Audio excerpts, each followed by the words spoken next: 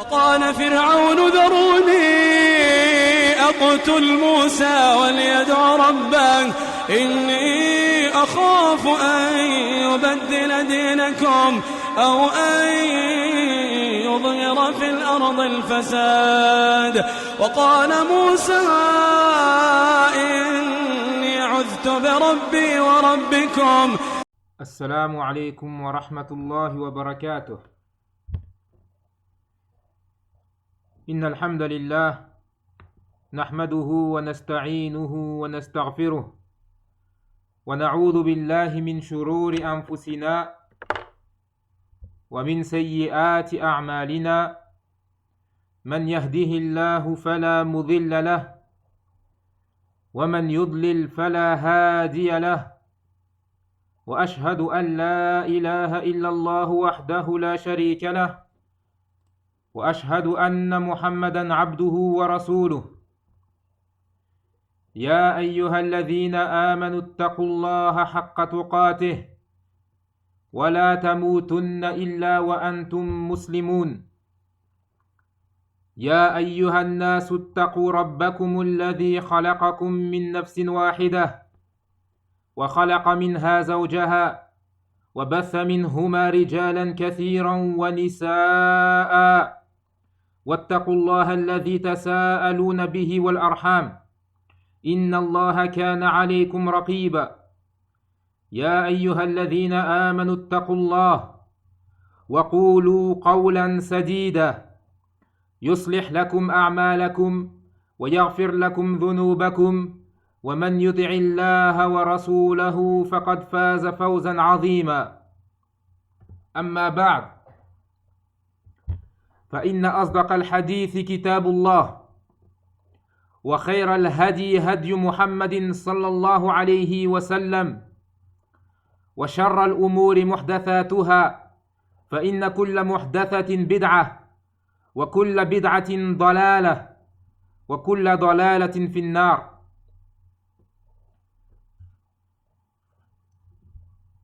أيها الإخوة, chers frères, ce soir, j'ai voulu faire une petite intervention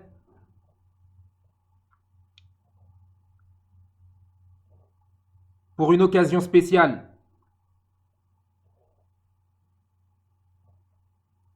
Cette occasion,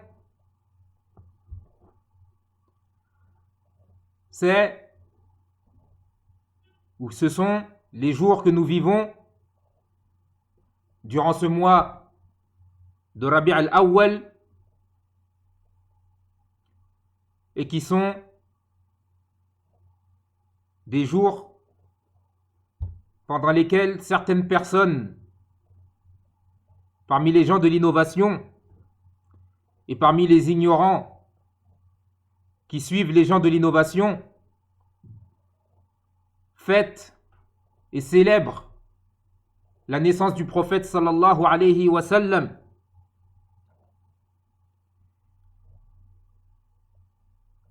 Car le fait de fêter l'anniversaire du prophète sallallahu alayhi wa sallam est une innovation, comme vous allez le voir dans l'écrit que je vais traduire bi'idhnillahi ta'ala d'ici quelques minutes.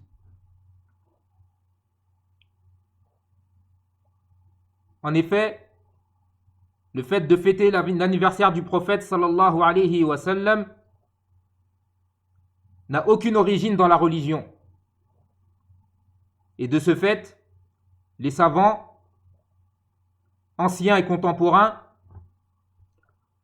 les savants de la sunna, sont unanimes sur le fait que c'est une innovation religieuse de fêter l'anniversaire du prophète sallallahu alayhi wa sallam.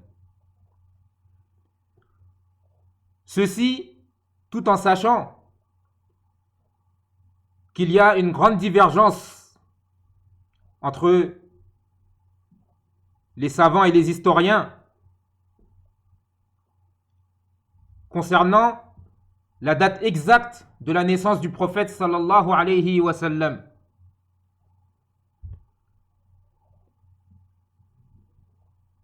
il y a une grande divergence entre les savants sur la date exacte de la naissance du prophète sallallahu alayhi wa sallam. Donc de ce fait, même ceux qui prétendent fêter l'anniversaire du prophète sallallahu alayhi wa sallam, eux-mêmes ne sont pas sûrs du jour exact dans lequel ça devrait être célébré. Donc ceci est une petite introduction et je vais rentrer rapidement dans le vif du sujet. Et j'ai décidé donc à cette occasion de traduire un écrit de Cheikh al-Imam al-Alam Cheikh al-Islam fi hada zaman Abdul Aziz ibn Abdullah ibn Baz rahimahullah ta'ala. C'est un écrit que Cheikh a fait et que l'on retrouve dans son recueil de fatwa et d'articles et de paroles diverses dans le volume 6, dans les pages 318 à 320. Et l'intitulé qui a été donné à cet écrit, c'est حكم الاحتفال بالمولد النبوي وغيره من المواليد, c'est-à-dire le statut de la célébration de la célébration de l'anniversaire du prophète sallallahu alayhi wa sallam ou autre parmi les anniversaires. Donc le cheikh il dit rahimahullah, Cheikh Ibn Baz il dit rahimahullah, alhamdulillahi wahdah wassalatu wassalamu ala rasulillah wa alihi wa sahbih. La louange est à Allah seul et que la prière et le salut soient sur le messager d'Allah sallallahu alayhi wa sallam ainsi que sur sa famille et ses compagnons. في يوم الخميس الموافق 78 للهجرة اطلعت على مقال محمد أمين يحيى نشرته صحيفة الأدواء في عددها الصادر يوم الثلاثاء الموافق 16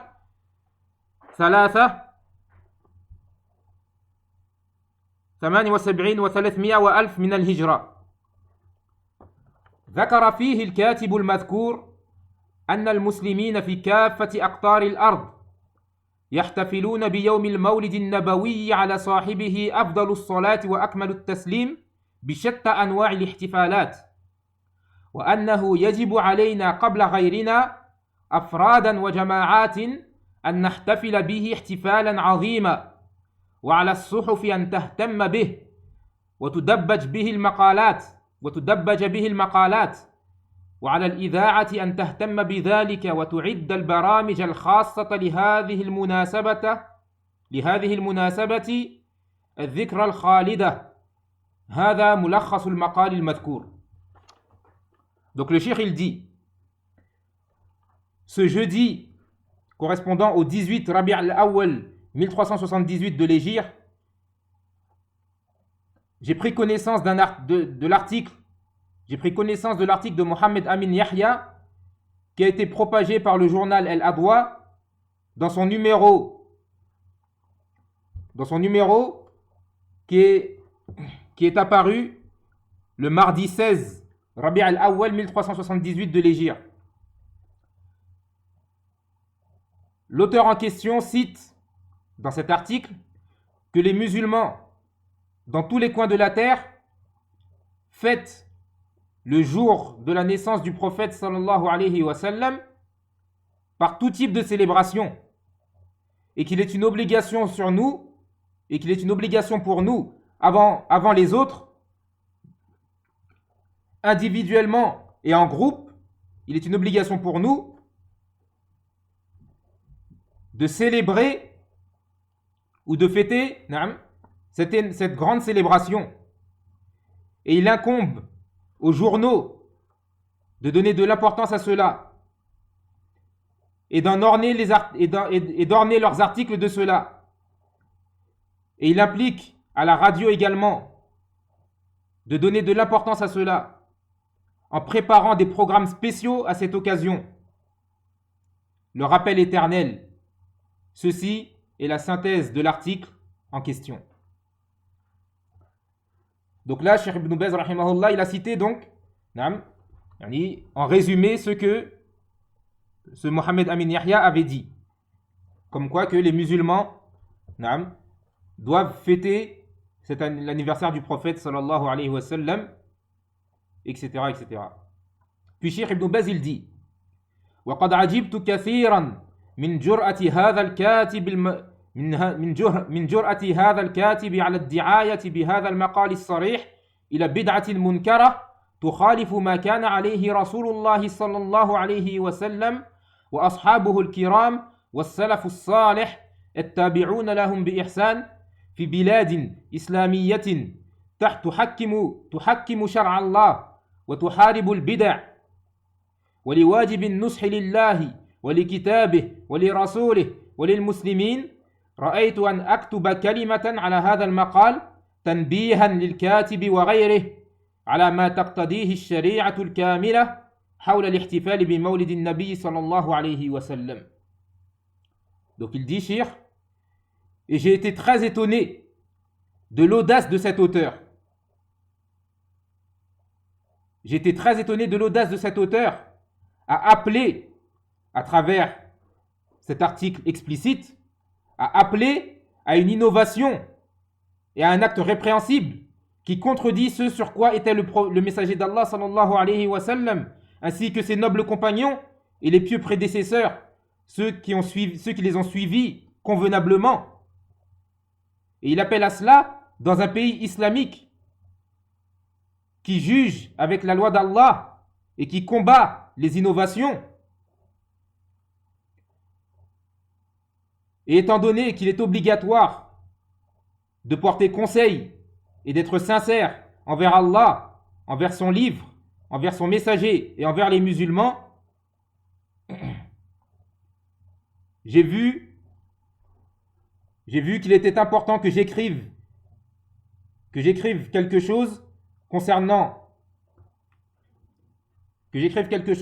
cet article en guise de rappel à l'ordre pour son auteur et autres sur ce que décrète la charia parfaite vis-à-vis de la célébration de la naissance du prophète sallallahu alayhi wa sallam.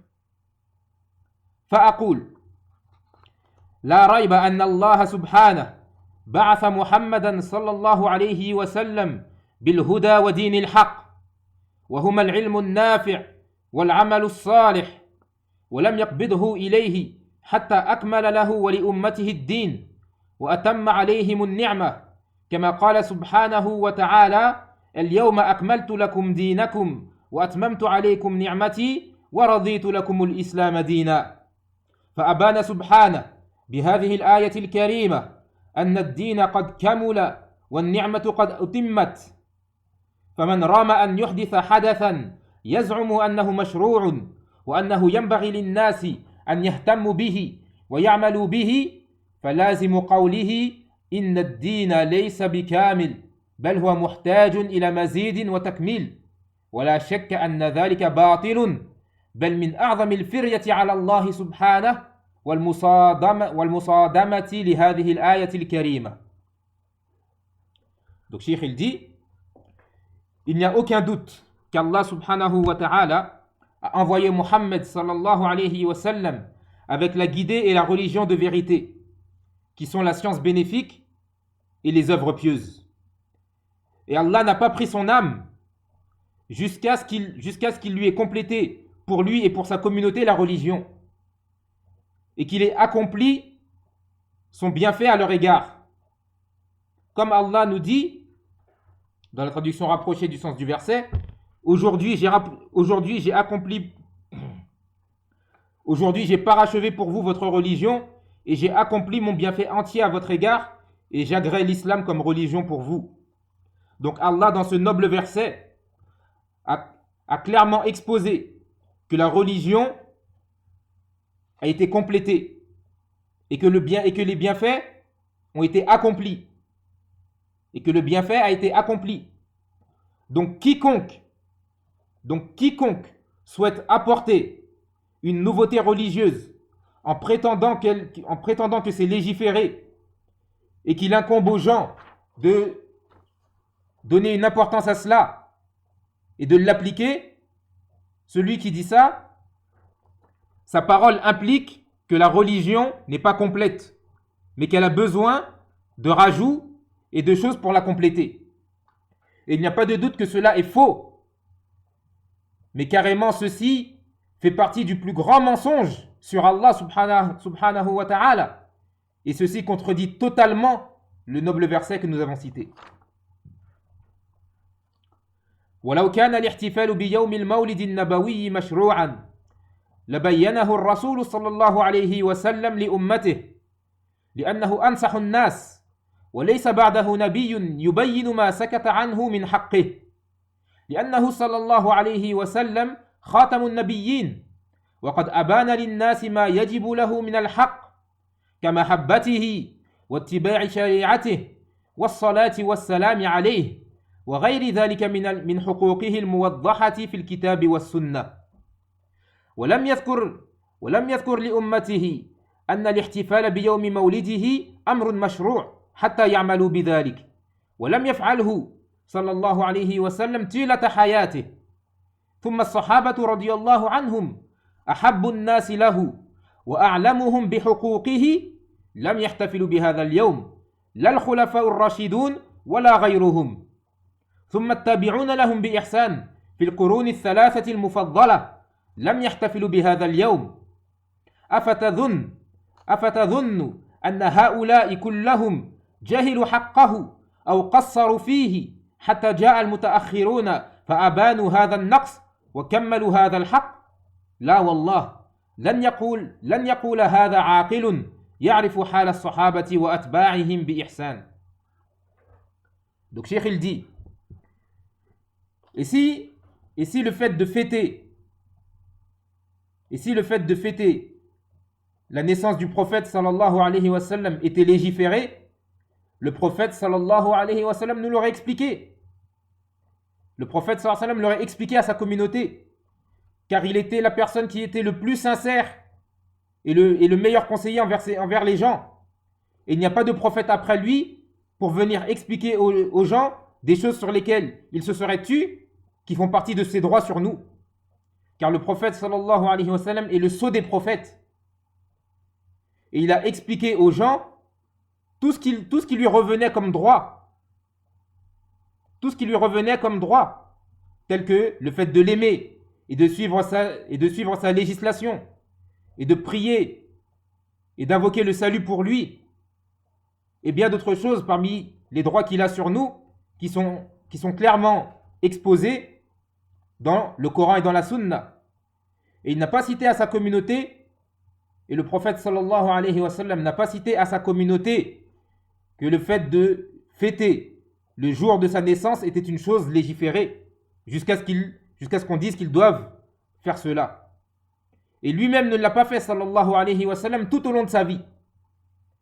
Puis ensuite les compagnons radiyallahu anhum, qui étaient les gens qui aimaient le plus le prophète sallallahu alayhi wa sallam et qui connaissaient le mieux les droits qu'il a sur sa communauté, les sahaba radiyallahu anhum, les compagnons, eux non plus n'ont pas fêté ce jour-là. Ni les califes bien guidés, ni autres qu'eux.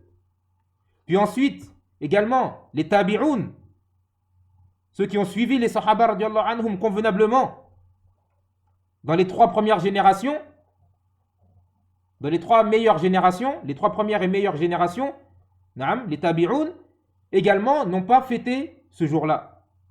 Donc est-ce que tu penses que tous ces gens-là, les sahaba, le prophète sallallahu alayhi wa sallam, les sahaba et les tabi'oun, est-ce que tu penses que tous ces gens-là ont ignoré le droit du prophète sallallahu alayhi wa sallam ou qu'ils ont été négligents vis-à-vis de cela jusqu'à ce que viennent les gens des dernières générations jusqu'à ce que viennent les gens des dernières générations pour nous expliquer ce manquement et pour compléter ce droit. Non, par Allah. Personne parmi les gens doués de raison et qui connaît l'état des compagnons radiyallahu anhum et de ceux qui les ont suivis convenablement, personne parmi les gens doués de raison ne dira cela. وإذا علمت أيها القارئ الكريم أن الاحتفال بيوم المولد النبوي لم يكن موجودا في عهده صلى الله عليه وسلم ولا في عهد أصحابه الكرام ولا في عهد أتباعهم في الصدر الأول ولا كان معروفا عندهم، علمت أنه بدعة محدثة في الدين لا يجوز فعلها ولا إقرارها ولا الدعوة إليها، بل يجب إنكارها والتحذير منها، عملا بقوله صلى الله عليه وسلم في خطبته يوم الجمعة: خير الكلام كلام الله وخير الهدي هدي محمد صلى الله عليه وسلم وشر الأمور محدثاتها وكل بدعة ضلالة.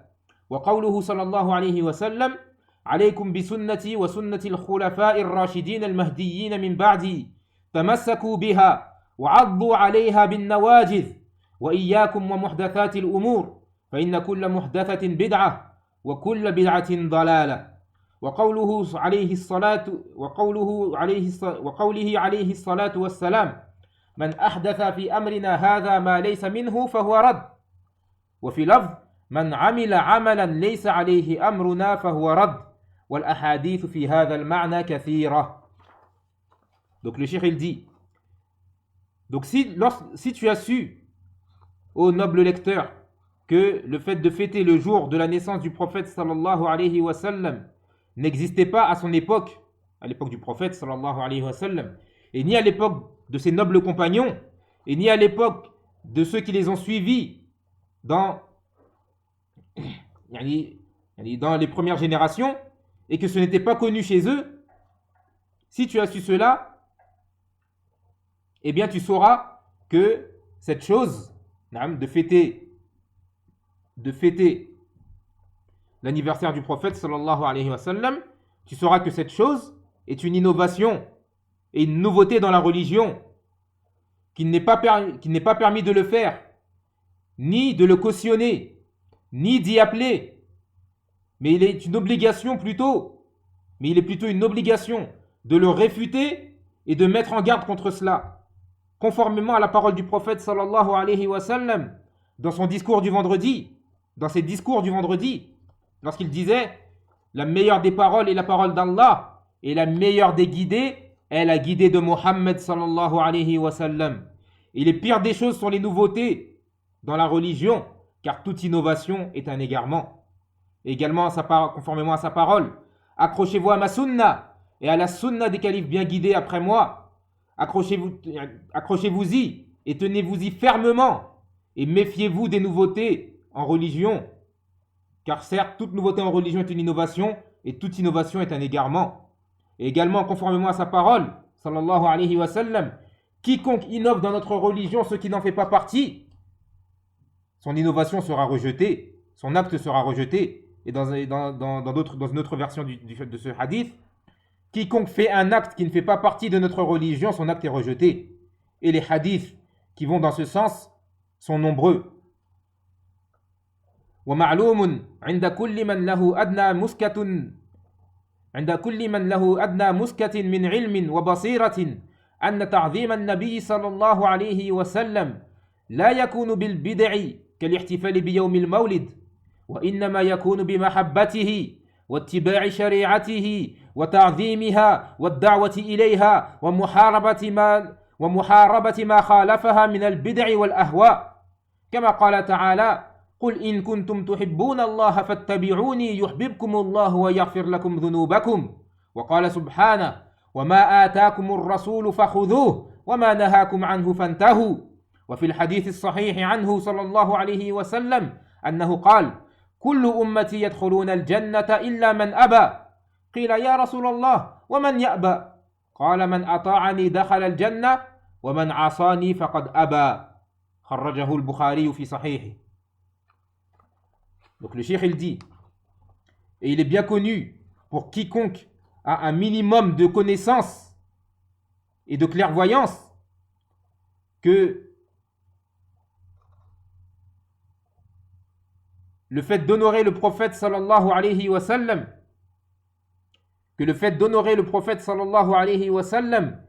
ne se fait pas par les innovations telles que le fait de célébrer le jour de sa naissance. Mais le fait d'honorer le prophète sallallahu alayhi wa sallam se fait en aimant le prophète sallallahu alayhi wa sallam et en suivant sa législation et en l'honorant, sa législation et en y appelant et en combattant tout ce qu'il a contredit comme innovation.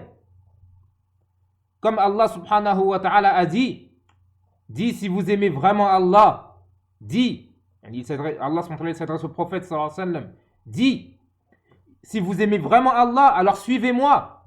Allah vous aimera alors et vous pardonnera vos péchés.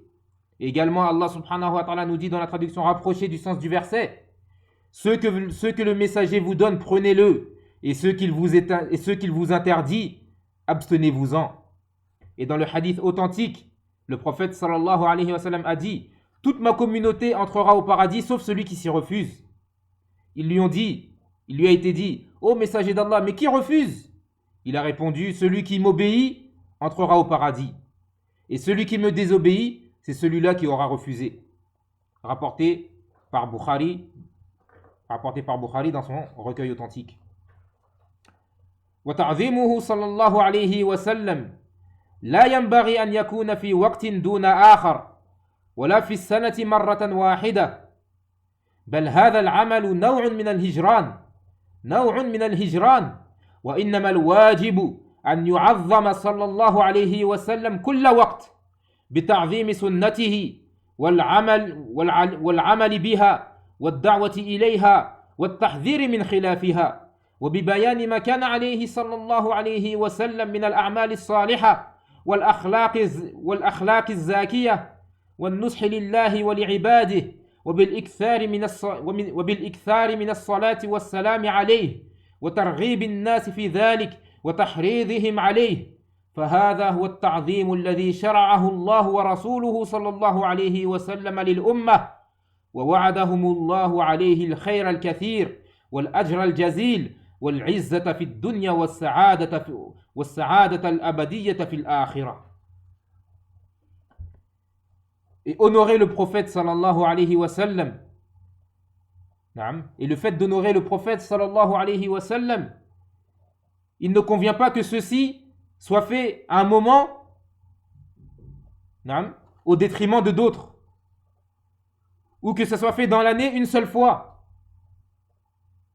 Car ceci, le fait de faire cela, d'honorer le prophète sallallahu alayhi wa sallam, une fois dans l'année ou bien de temps en temps, le fait de faire cela est une sorte de quoi? De délaissement.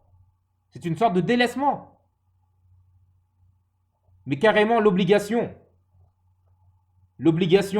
c'est d'honorer le prophète sallallahu alayhi wa sallam en tout temps. Et cela en honorant sa sunna, et en l'appliquant, et en y appelant, et en mettant en garde contre ce qu'il a contredit, et en expliquant ce sur quoi était le prophète sallallahu alayhi wa sallam comme œuvre pieuse et comme haut comportement, et également en conseillant, en étant sincère envers Allah et envers ses serviteurs, et également en multipliant la prière et le salut sur le prophète sallallahu alayhi wa sallam, et inciter les gens à cela, et les encourager à cela, les motiver à cela. C'est de cette manière-là que l'on honore le prophète sallallahu alayhi wa sallam, tel qu'Allah et son messager l'ont légiféré à la communauté. Et là-dessus, Allah subhanahu wa ta'ala a promis à la communauté un grand bien et une énorme récompense et la suprématie sur terre et le bonheur éternel dans l'au-delà. وليس ما ذكرته هنا خاصا بمولد النبي صلى الله عليه وسلم بل الحكم عام في سائر المواليد التي أحدثها الناس، وقد قامت الأدلة على أن الاحتفال بمولده صلى الله عليه وسلم بدعة منكرة ولا يجوز إقرارها، فغيره من الناس أولى بأن يكون الاحتفال بمولده بدعة. Puis le cheikh il dit, et ce que j'ai cité ici n'est pas spécifique à l'anniversaire du prophète sallallahu alayhi wa sallam, mais ce jugement est général pour tous les anniversaires que les gens ont innové. Et les preuves sont là sur le fait, et les preuves sont là et sont présentes sur le fait que la célébration de l'anniversaire du prophète sallallahu alayhi wa sallam est une innovation et un mal, et qu'il n'est pas permis de le cautionner. Donc, autre que le prophète sallallahu alayhi wa sallam parmi les gens, c'est encore plus évident que le fait de célébrer son anniversaire est une innovation. فالواجب على العلماء وولاة أمر المسلمين في سائر الأقطار الإسلامية أن يوضحوا للناس هذه البدعة وغيرها من البدع، وأن ينكروها على من فعلها، وأن يمنعوا من إقامتها نصحا لله ولعباده، وأن يبينوا لمن تحت أيديهم من المسلمين أن تعظيم الرسول صلى الله عليه وسلم وغيره من الأنبياء والصالحين إنما يكون باتباع سبيلهم والسير على منهاجهم الصالح ودعوة الناس إلى ما شرعه الله ورسوله وتحذيرهم مما خالف ذلك. وقد نص العلماء المعروفون بالتحقيق والتعظيم للسنة على إنكار هذه المواليد والتحذير منها، وصرحوا بأنها بدع منكرة لا أصل لها في الشرع المطهر ولا يجوز إقرارها. Cheikh il dit donc l'obligation pour les savants et pour les gouverneurs musulmans dans tous les pays musulmans, leur obligation est d'éclaircir aux gens cette innovation et autres parmi les innovations, et de la réfuter sur ceux qui la commettent, et d'empêcher les gens de la faire, ceci par sincérité et par conseil envers Allah et envers ses serviteurs. Et ils doivent également expliquer à ceux qui sont sous leur responsabilité parmi les musulmans qu'honorer le prophète sallallahu alayhi wa sallam et autres parmi les prophètes et parmi les vertueux, ceci, le fait de les honorer, ne se fait qu'en suivant leur chemin et de cheminer sur leur voie, et d'appeler les gens à ceux qu'Allah et son messager ont légiféré, et les mettre en garde contre tout ce qui contredit cela. Et les savants connus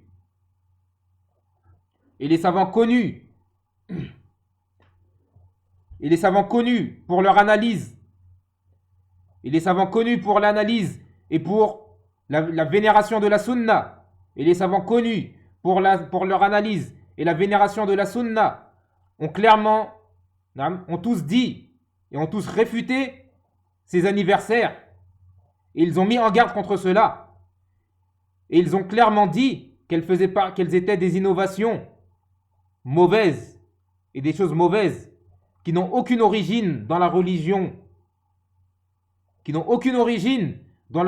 pure, et qu'il n'est pas permis donc de les cautionner. فالواجب على من نصح نفسه أن يتقي الله سبحانه في كل أموره، وأن يحاسب نفسه فيما يأتي ويذر، وأن يقف عند حدود الله التي حدها لعباده، وأن لا يحدث في دينه ما لم يأذن به الله، فقد أكمل الله الدين وأتم النعمة، وتوفي الرسول صلى الله عليه وسلم وقد ترك أمته على المحجة البيضاء التي لا يزيغ عنها إلا هالك، والله المسؤول أن يهدينا وسائر المسلمين صراطه المستقيم، وأن يعصمنا وإياهم من البدع والأهواء، وأن يمن على الجميع بالتمسك بالسنة وتعظيمها والعمل بها والدعوة إليها والتحذير مما خالفها، وأن يوفق ولاة أمر المسلمين وعلماءهم لأداء ما يجب عليهم من نصر الحق وإزالة أسباب الشر وإنكار البدع والقضاء عليها إنه ولي ذلك والقادر عليه وصلى الله على نبينا محمد وآله وصحبه وسلم.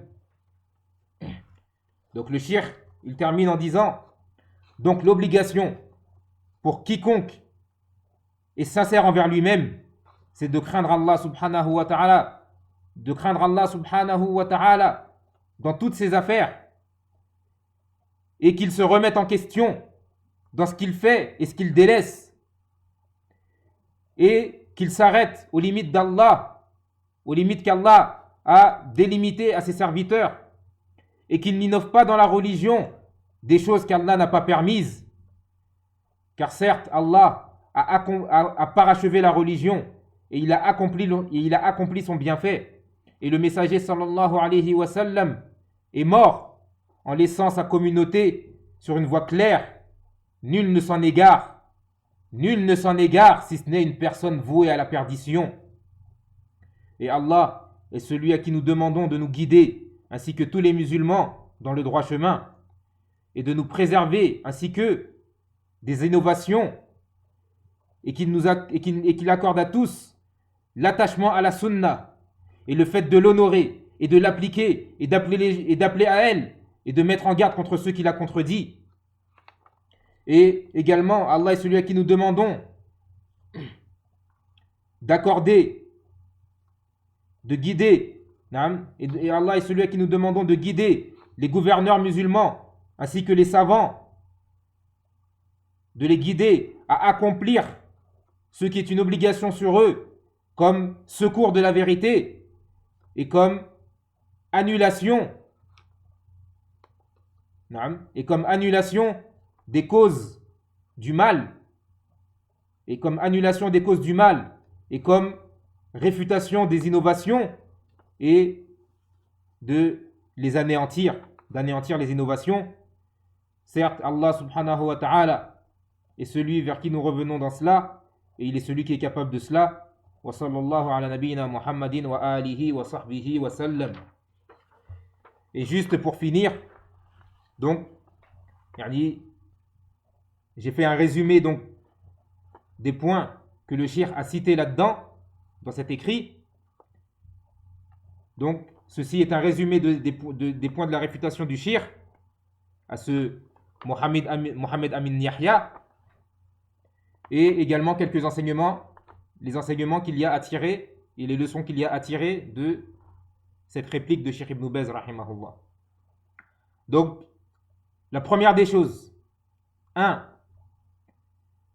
Le fait de célébrer l'anniversaire du prophète sallallahu alayhi wa sallam est une innovation et un acte répréhensible qui a été innové dans la religion. 2. Le fait de célébrer l'anniversaire du prophète sallallahu alayhi wa sallam contredit ce sur quoi étaient le messager, les compagnons et les tabi'oun, parmi les pieux prédécesseurs. 3. Le prophète sallallahu alayhi wa sallam n'est pas mort jusqu'à ce qu'Allah ait accompli la religion. 4. Quiconque invente une innovation et l'attribue à la religion, c'est comme s'il disait que la religion n'est pas complète. Et ceci fait partie du plus grand mensonge. Et ceci fait partie des plus grands mensonges sur Allah. 5. Le messager sallallahu alayhi wa sallam a expliqué les droits qui lui reviennent. Donc si la célébration de son anniversaire était légiférée, il nous l'aurait expliqué. 6. Les compagnons radiyallahu anhum n'ont jamais célébré ce jour-là, malgré qu'ils étaient les gens qui aimaient le plus le prophète sallallahu alayhi wa sallam et les gens qui connaissaient le mieux les droits du prophète sallallahu alayhi wa sallam. 7. Les gens des 3 meilleures générations n'ont jamais fêté ce jour-là. 8. Il n'est pas permis de faire cette innovation ou de la cautionner ou d'y appeler, mais il est plutôt une obligation de la réfuter et de mettre en garde contre elle. 9. Honorer le prophète sallallahu alayhi wa sallam ne se fait pas par les innovations, mais cela se fait en aimant le prophète sallallahu alayhi wa sallam et en suivant sa sunna et en y appelant et en combattant tout ce qu'il a contredit comme innovation. C'est cela, c'est de cette manière-là que l'on honore, c'est de cette manière-là que l'on honore le prophète sallallahu alayhi wa sallam comme Allah l'a légiféré. 10. Honorer le prophète sallallahu alayhi wa sallam ne doit pas être à un moment au détriment d'un autre, mais le prophète sallallahu alayhi wa sallam, il est une obligation d'honorer le prophète sallallahu alayhi wa sallam tout le temps. 11. Tous les anniversaires, le fait de fêter les anniversaires, que ce soit celui du prophète sallallahu alayhi wa sallam ou autre, tous les anniversaires, le fait de fêter tous les anniversaires est une innovation. 12. Dans cet article et dans cet écrit, il y a une réfutation à ceux qui disent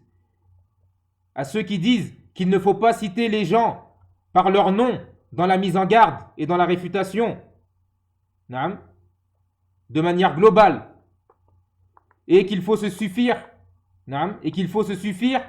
de réfuter les erreurs sans citer les personnes, et ces gens-là prétendent que cela est la voie des grands savants tels que Cheikh Ibn Baz rahimahullah. Et vous avez vu donc dans cet écrit que le Cheikh a clairement cité le nom de la personne lorsqu'il est au début de son article.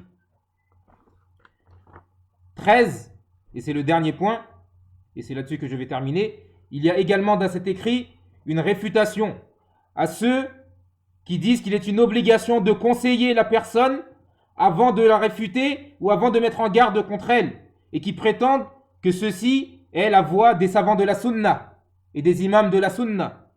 Et vous avez très bien vu dans cet écrit que Cheikh Ibn Baz rahimahullah, il a réfuté l'article de ce Mohamed Amin Yahya qui a été propagé dans un journal. Cheikh Ibn Baz rahimahullah, il a réfuté cet article, et il n'a pas contacté la personne auparavant pour la conseiller en privé, car le cheikh il dit dans ce que j'ai lu et traduit, dans le deuxième paragraphe, le cheikh il dit: j'ai vu qu'il était important d'écrire une parole sur cela, qu'il était important d'écrire une parole sur cet article en guise de rappel à l'ordre à son auteur. Donc cheikh il a écrit cet article pour rappeler à l'ordre celui qui avait appelé à célébrer l'anniversaire du prophète sallallahu alayhi wa sallam. Donc si Cheikh Ibn Baz rahimahullah avait conseillé cette personne en privé auparavant, il n'aurait pas cité ici que cet article ou son écrit là ici, c'est pour rappeler à l'ordre cette personne-là. هذا ما تيسر في هذه العجالة، ونسأل الله عز وجل أن يوفقنا لاتباع السنة وأن يعصمنا من البدع ومن الضلال، وصلى الله على نبينا محمد وعلى آله وصحبه أجمعين، والحمد لله رب العالمين.